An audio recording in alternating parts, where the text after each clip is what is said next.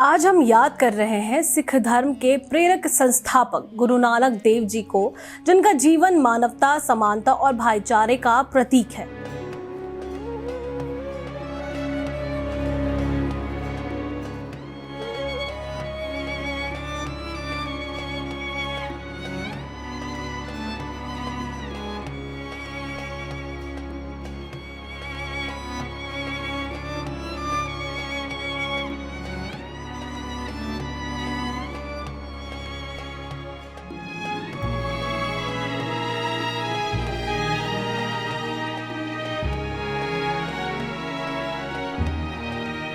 नानक देव जी ने समाज को भेदभाव और पाखंड से ऊपर उठकर एक नई दिशा दी। उनका संदेश एक ईश्वर सभी के लिए आज भी लाखों लोगों के जीवन में उम्मीद, शांति और इंसानियत की रोशनी जगाता है। इनका जन्म रावी नदी के किनारे स्थित तलवंडी नामक गांव में कार्तिकी पूर्णिमा को खत्री कुल में हुआ था। तलवंडी पाकिस्तान में पंजाब प्रांत का एक नगर है। कुछ विद्वान इनकी जन्म तिथि 29 अक्टूबर 1469 मानते हैं, किंतु प्रचलित तिथि कार्तिक पूर्णिमा की है, जो अक्टूबर-नवंबर में दिवाली के 15 दिन बाद पड़ती है। इनके पिता का नाम मेहता कालू चंद खत्री तथा माता का नाम तृप्ता देवी था। तलवंडी का नाम आगे चलकर नानक के नाम पर ननकाना पड़ गया। इनकी बहन का नाम नानकी था। बचपन से इनमें प्रखर बुद्धि के लक्षण दिखाई देने लगे थे। बचपन से ही ये सांसारिक विषयों से उदासीन रहा करते थे। पढ़ने लिखने में इनका मन नहीं लगा।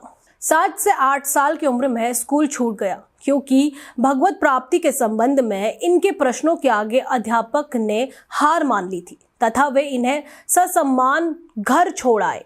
तत्पश्चात सारा समय वे आध्यात्मिक चिंतन और सत्संग में व्यतीत करने लगे। बचपन के समय में कई चमत्कारिक घटनाएं घटी, जिन्हें देखकर गांव के लोग इन्हें दिव्य व्यक्तित्व मानने लगे। बचपन के समय से ही इनमें श्रद्धा रखने वालों में इनकी बहन नानकी तथा गांव के शासक राय बुलार प्रमुख थे। सिख इतिहासकारों के अनुसार जब गुरु नानक लगभग 15 से 16 वर्ष के थे, तो किसी भी सामान्य पिता की तरह सदगुरु जी के पिता मेहता कालू जी के मन में भी अपने बेटे को व्यापारी बनाने का विचार आया। उन्होंने सोचा कि क्यों ना नानक जी को कुछ पैसे देकर किसी काम पर लगा दिया जाए। गुरु नानक जी के पिताजी ने नानक जी को 20 रुपए दिए और कहा, जाओ और अच्छा सौदा करो।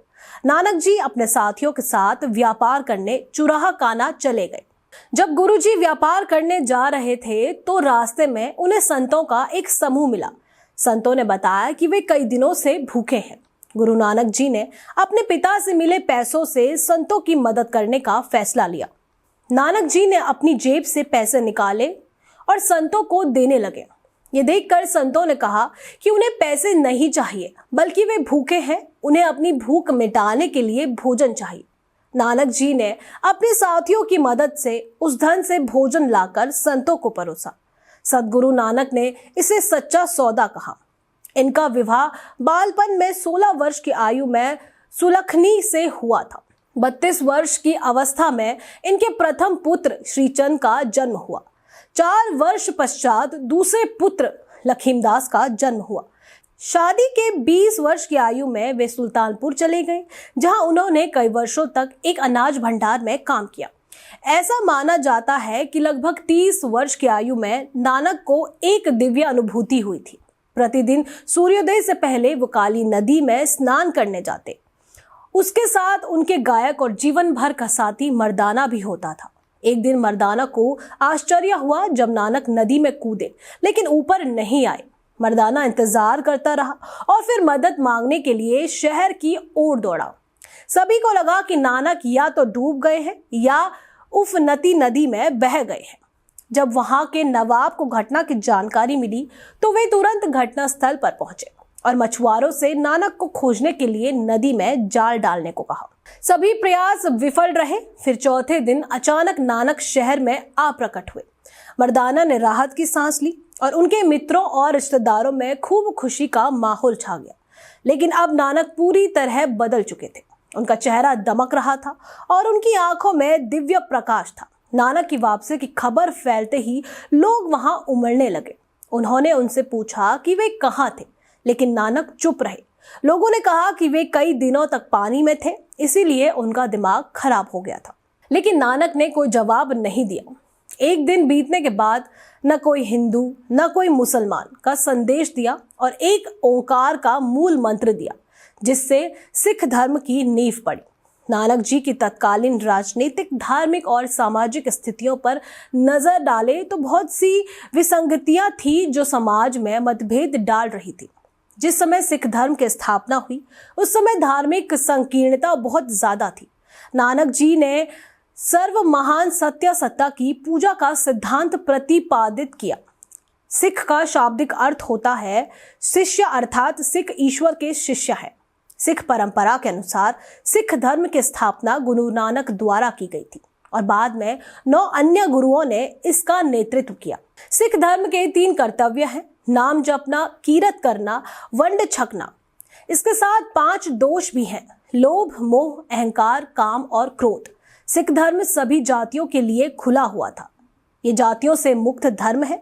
कुछ विद्वानों का मत है कि सिख धर्म हिंदू और मुस्लिम धर्मों का मिश्रित रूप है, लेकिन सिख धर्म के रहतनामा में खालसा धर्म को शुद्ध धर्म बताया गया है। नानक और सूफी संत शेख फरीद के बीच गाढ़ी मैत्री थी, इस बात को नकारा नहीं जा सकता है। नानक देव जी अपने समय के महान समाज सुधारक थे। नानक देव जी ने समाज में पाखंडों और कुरीतियों का कड़ा विरोध किया। जबरन थोपे जाने वाले रीति रिवाजों जैसे सती प्रथा, बलि प्रथा, मूर्ति पूजा, पर्दा प्रथा को उन्होंने अस्वीकृत किया।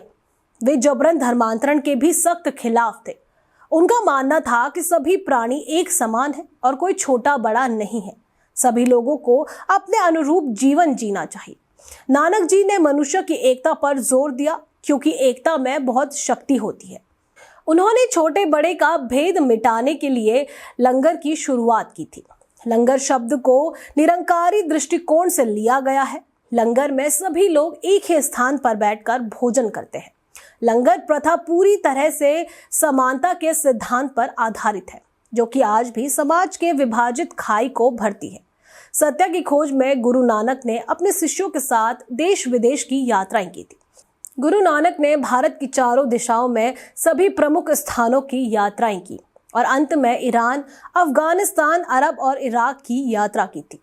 नानक की याद में बगदाद में एक मंदिर बनाया गया था और उस मंदिर पर तुर्की भाषा में एक शिलालेख लिखा गया था, जो अभी भी मौजूद है। नानक जी की आध्यात्मिक यात्रा का मूल उद्देश्य वर्तमान समय की सामाजिक, राजनीतिक और धार्मिक परिस्थितियों को समझना था, जिसके आधार पर नानक एक नए समाज का निर्माण कर सके। सिख धर्म में नानक देव जी की यात्रा को उदासिया कहा जाता है। नानक देव ने कहा, ईश्वर एक है, सदैव एक ही ईश्वर की उपासना करो। जगत का कर्ता सब जगत और सब प्राणी मात्र में मौजूद है। इन कथनों के माध्यम से समाज को संगठित करने का प्रयास किया। संतों के जीवन को अगर समझना हो तो उनकी शैक्षिक योग्यताओं पर ज्यादा ध्यान नहीं दिया जाता। ध्यान दिया जाता है तो इस बात पर कि वो समाज में लोगों से कैसे मिलते और संवाद करते। यही घटनाएं उनके दार्शनिक मूल्यों को तय करती थी। ऐसे ही कुछ नानक देव से जुड़ी कहानियां आपसे साझा करते हैं, जो आपके जीवन की दशा और दिशा दोनों बदल सकते हैं। एक कहानी के अनुसार गुरु नानक अपने शिष्यों के साथ यात्रा करते हुए एक ऐसे गांव में पहुंचे, जहां गुरु नानक के आने की सूचना पाकर गांव के लोग उनके दर्शन करने पहुंच गए। उस समय गुरु नानक ने लोगों के एक समूह को आशीर्वाद दिया कि यहीं रुको। कुछ देर बाद एक दूसरा समूह आया तो गुरु नानक ने उन्हें कहा कि बिखर जाओ। जब लोग चले गए तो शिष्यों ने गुरु नानक से पूछा कि आपने ये कैसा आशीर्वाद दिया है। एक समूह को आपने कहा कि बस जाओ और दूसरे समूह को कहा कि बिखर जाओ। गुरु नानक ने शिष्यों को समझाते हुए कहा कि लोगों का जो पहला समूह आया था उसके लोग अच्छे नहीं थे। वे बुरे कामों में लगे रहते हैं। गलत लोग एक ही जगह सीमित रहे तो समाज के लिए अच्छा है।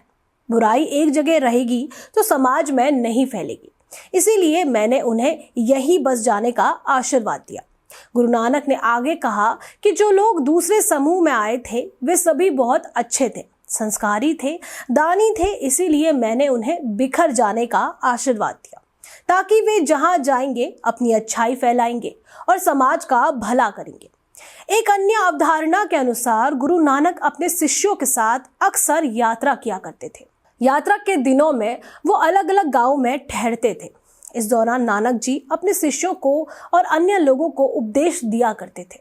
ऐसे ही एक बार उन्होंने एक गांव में अपना डेरा डाला। डेरे में वे रोज उपदेश भी देते रहे। उनके उपदेश सुनने के लिए कई लोग आ रहे थे। उस गांव में एक डाकू भी रहता था। वो भी उपदेश सुनने आता था। डाकू चोरी छिपे गलत काम करता था और गुरु नानक के उपदेश भी सुन रहा था। एक दिन वो अकेले में गुरु नानक के पास पहुंचा और अपने बारे में बताया कि मैं एक डाकू हूं, आपके उपदेश सुन रहा हूं। मैं गलत काम छोड़ना चाहता हूं, लेकिन मैं ये काम नहीं कर पा रहा हूं। नानक जी ने उसकी बातें सुनी और फिर कहा कि गलत काम छोड़ना चाहते हैं तो इसके लिए तुम्हें खुद ही प्रयास करने होंगे। संकल्प करोगे तो उस आदत से छुटकारा मिल जाएगा। बार बार सोचो, मुझे बुराई छोड़नी है, मुझे बुराई छोड़नी है, तभी लाभ हो सकता है। गुरु नानक जी की बातें सुनकर डाकू उस समय तो चला गया, लेकिन कुछ दिन बाद वो वापस आया और बोला कि मेरी बुरी आदतें तो नहीं छूट रही। गुरु नानक जी ने उससे कहा कि अब तुम एक काम करना, जब भी कोई गलत काम करो तो कम से कम किसी एक व्यक्ति को उस काम के बारे में जरूर बताना। डाकू इस काम के लिए भी तैयार हो गया। कुछ दिनों बाद वो डाकू फिर से नानक जी के पास पहुंचा। नानक जी ने उसे देखते ही पूछा, तुम्हारी बुरी आदतें दूर हुई या नहीं? डाकू बोला कि आपने जो तरीका बताया था वो तो बहुत मुश्किल था। रोज रोज अपने गलत काम दूसरों को बताना बहुत मुश्किल है। रोज रोज ऐसा करके मेरे मन पर बोझ बढ़ने लगा। मैं अपने गलत काम दूसरों को बताकर तंग हो गया था, तो मैंने मजबूती से संकल्प ले लिया कि अब से मैं गलत काम करूंगा ही नहीं। संकल्प लेने के बाद से मैंने कोई गलत काम नहीं किया और मेरी बुरी आदतें दूर हो गई। जीवन के अंतिम दिनों में नानक जी की ख्याति बहुत बढ़ गई और इनके विचारों में भी परिवर्तन हुआ। वे स्वयं अपने परिवार के साथ रहने लगे और मानवता की सेवा में समय व्यतीत करने लगे। उन्होंने करतारपुर नामक एक नगर बसाया जो कि अब पाकिस्तान में है और एक बड़ी धर्मशाला उसमें बनवाई। इस स्थान पर 22 सितंबर 1539 ईस्वी को नानक देव परम चेतना में लीन हो गए। मृत्यु से पहले उन्होंने अपने शिष्य भाई लहना को अपना उत्तराधिकारी घोषित किया, जो बाद में गुरु अंगद देव के नाम से जाने गए। आज अव्यवहारिक होते समाज से बचने के लिए नानक देव जी के विचार एवं चिंतन की जरूरत है। मानव कल्याण शांति के अग्रदूत नानक के विचारों की बढ़ती प्रासंगिकता को ध्यान में रखते हुए पाकिस्तान और भारत के सार्थक प्रयास से जन कल्याण के लिए करतारपुर कॉरिडोर का पुनः संचालन किया गया है। हम कितने भी आधुनिक हो जाए, लेकिन जब मार्ग से भटक जाते हैं तो हमें संत साधक योगी के विचार ही मूल मार्ग पर लाते हैं। विचार कभी मरते नहीं है, बल्कि वो पहले से कहीं ज्यादा वर्तमान में प्रासंगिक होते हैं।